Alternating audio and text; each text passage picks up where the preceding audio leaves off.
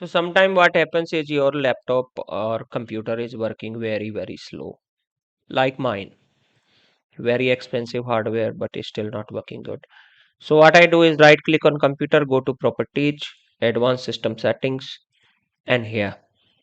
Normally it is by default here.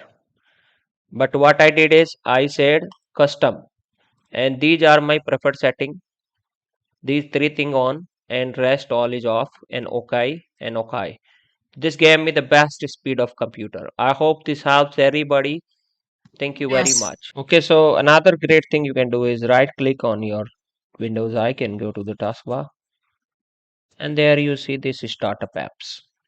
Now sort them up. Only keep them online here enabled. Rest of them should be disabled, which you thinks are less important. Even you don't need this Google Chrome one.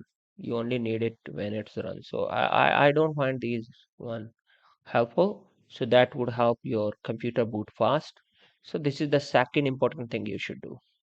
Third important thing you should do is suppose like your computer is very slow, deeply slow.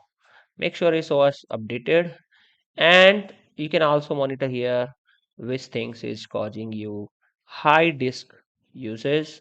Sometime if you have anything very high abnormal, you may be finding a better alternative of that particular software if a software itself is an issue. Ideally, if you are having multiple compute softwares running, you should be having minimum 8 GB or preferably 16 GB RAM and minimum quad core or higher processor. Thank you very much.